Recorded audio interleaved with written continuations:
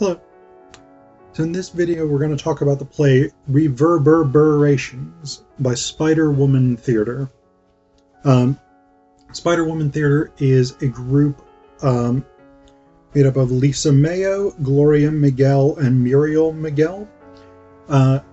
They are Kuna Rappahannock Native Americans. And Spiderwoman Theater is a feminist Indigenous theater group that have been around since 1976, which actually makes them one of, if not the oldest, continuously operating women's theater groups in the US. Reverb-ber-ber-rations is an interesting play about the challenges, the difficulties of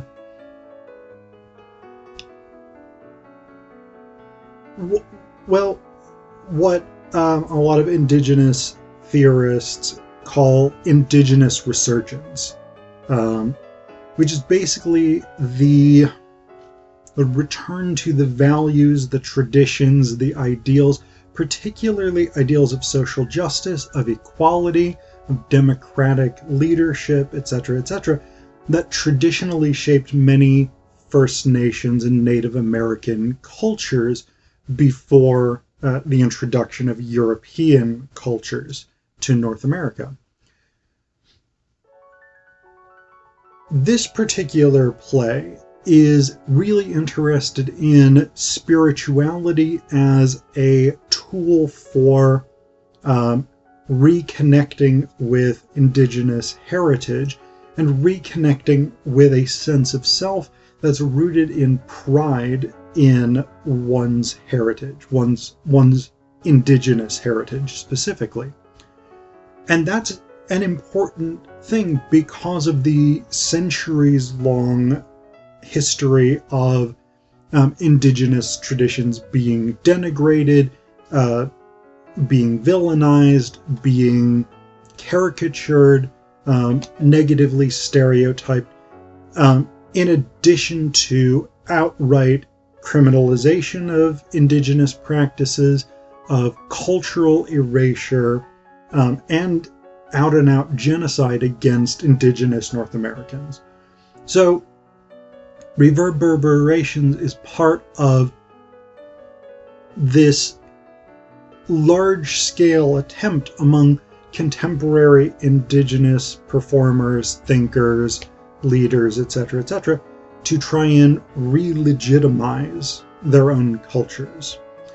And the way that this play approaches doing that is through this sort of structure of cycles or repetitions, which allow a sort of re-exploring of experiences. And we get this, it's a postmodern play in that sense, where the structure is non-linear, there are repetitions with slight changes, attempts to sort of rework things, and narratives that are told in non-linear fashion. We get, I actually think sort of the best single statement of purpose for this play actually comes almost at the end. Lisa says, going back into the before to use for the future. So that sort of notion of cyclical experiences and drawing from the past to create the future anew is really at the heart of the structure of this play. And I'll talk about the repetitions, and I'll also talk about the forward movement of many of the stories that are told here. But the other place we get a sort of statement of purpose for this play is in the section called Elizabeth Intro. So Lisa says, everything old is new again. We all have the gift. Every person has the gift, but we don't always listen to the messages. Don't let your thoughts go out. Then stage directions say Muriel has finished putting up her last guardian. The Guardians, I'm not 100% sure on what these are from the stage directions, because it says, let me find the relevant stage direction. Each of us chose someone who will keep us safe. These are our protectors. The Guardians make the stage a safe place to tell our stories. They are all placed to the 4 directions. So the Guardians are I'm not exactly clear on what they are. Some sort of totem, some sort of symbol, ancestor. I'm not really sure, but it's a protecting sign that's on stage that makes the stage a sort of a secure place to explore these issues of identity, of spirituality, of experience, etc., etc. So Muriel is finished putting up her last Guardian. She crosses to the drum and begins to beat. And Lisa continues, I am an elder in my community. Some of the things that I will be saying here tonight are very serious. We will be at the drum. I work to keep in touch with the 6 directions, the 4 directions and up and down, stage direction. Lisa points to each direction. As she points, the drum beats for each direction, honor beats. She continues, I skate on the rim. We are on the rim of limitless dimensions. Good intent attracts psychic protection. So there's some things that are really striking here in terms of the structure of this play and the approach to a sort of cyclical attitude toward experience. We start with the line, everything old is new again. And I mean, that's, again, this sort of idea of repetition. And then this section ends with, I skate on the rim. We are on the rim of limitless dimensions. So we've got here this openness to experience, to different types of experience and what they might possibly mean. But we've also got these lines, we all have the gift. Every person has the gift, but we don't always listen to the messages. Now that's significant as well, because one of the big thematic concerns of Reverb-ber-ber-rations is this idea of re-encountering spirituality as a technique for Indigenous resurgence. That you, as an Indigenous person, you can overcome some of the trauma of settler colonialism through a return to traditional spiritual practices. And I'll talk more about that in a little bit. But we've got these really significant repetitions. And sometimes they're repetitions of whole scenes or parts of scenes.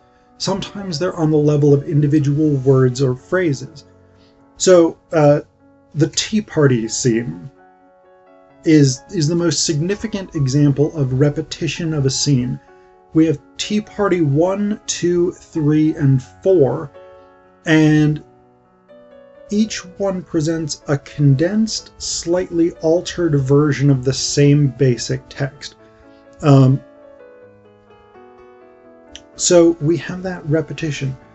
The most interesting one, or the most striking one, is Tea Party 3, where it just says, lights come up on tea table, they sit and giggle, repeating words from the previous scene.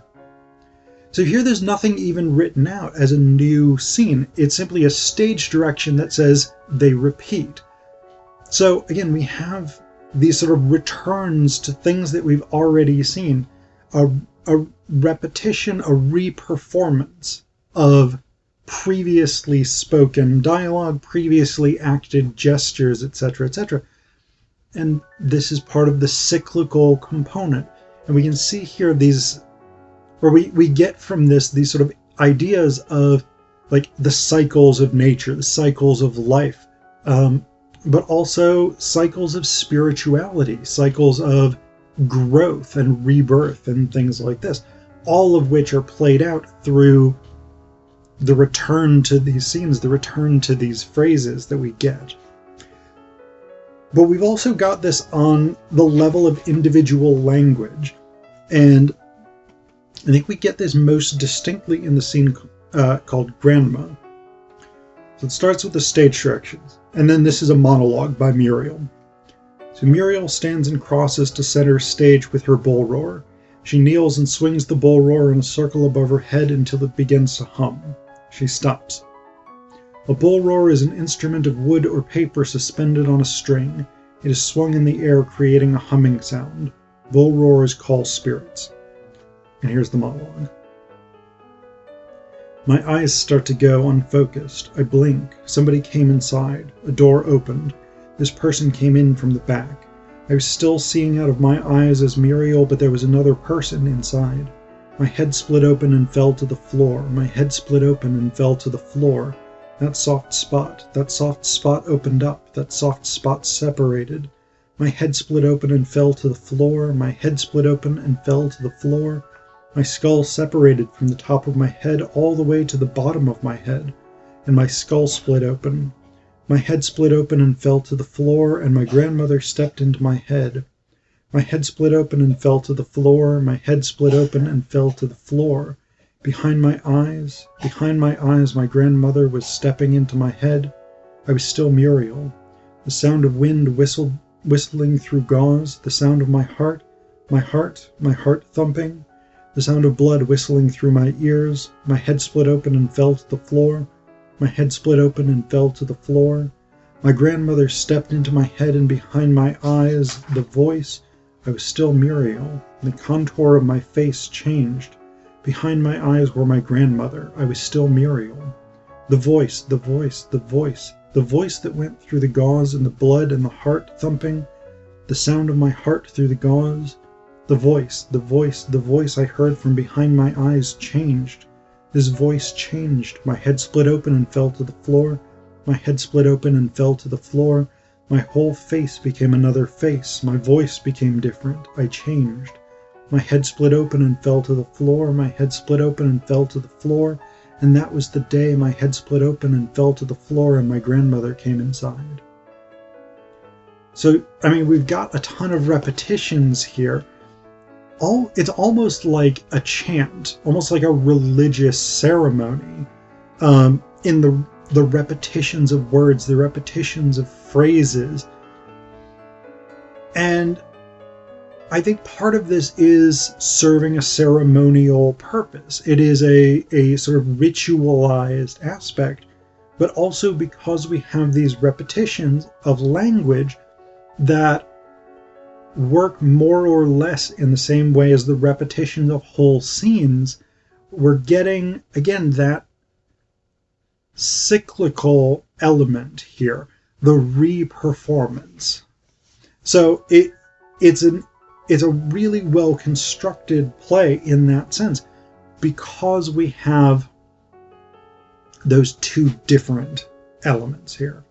But ultimately, the movement of the play, the forward movement of the play, it's because we do have that cyclical motion that risks being stationary, or that risks being sort of stagnant, moving in a circle rather than moving forward. But in this case, we have both, moving in a circle and moving forward, because the characters are moving toward an embrace of their spiritual lives. And I think we see this, I see this at least most distinctly in these two sections, Backyards and Sundance. Because in Backyards, Muriel talks about looking into a number of backyards, and she's always disconnected from the action. It's always, I was looking, I was seeing, never I was participating. But then in the next section, in Sundance, we've got a contrast, because we start with that notion. Gloria starts with a couple of sections. She says, I'm just going to read lines from this rather than the whole thing, because I'm just going to read the lines that illustrate the point I wanted to make. Her first line of this section is, I'm not dancing in the Sundance. Then a little bit later she says, I'm not part of the ceremony. I'm outside watching. A little bit later, we have a repetition of that. I'm not dancing in the Sundance. But then we have a shift. Lisa gives us this section. I was on vacation in my polyester pantsuit at the corn dance in Taos, New Mexico, standing behind the rope with the tourists. Beautiful sunshine day, cloudless sky. I became aware of my heartbeat, and I could hear the blood surging through my veins. So initially, Gloria here is starting as an observer, the way that, or Lisa is starting here as an observer, the way that Gloria is, and the way that Muriel is in the backyard scene. But as she becomes aware of her heartbeat, this signals the beginning of a transition into an active participant. A little bit later, Muriel says, in the sky there was this cloud. I looked up into the cloud, and the formation of the cloud became my father's face. My father said it was right I was dancing. He would give me strength, would watch over me, take care of me. So we have a movement closer toward participating in the dance. A little bit later, we have Muriel's portion. I started to sway. The medicine man came and hit me on the back with his eagle fan. I could feel all the spirits go up. I heard the wings flapping from me, from my body, from the eagle fan. I could hear them fluttering around me. I stopped swaying. So she's drawn into the dance. Gloria then says, the singers came from long ago. The dancers came from long ago. They greet me, welcome me. It's good you're here. You belong. They understand. So again, drawn further into this dance. And then the end portion of this scene gives us almost a direct statement of purpose here. It says, Muriel has a section, and then it ends with, and I said to myself, I'm really Indian. Lisa says, the message was clear. Gloria says, now I know what I had to do. So this is the overall forward movement of the play, which is actually enacted by embracing this cyclical repetition, this idea of moving toward a more legitimate, encompassing spirituality and indigenous identity of which these characters can be proud.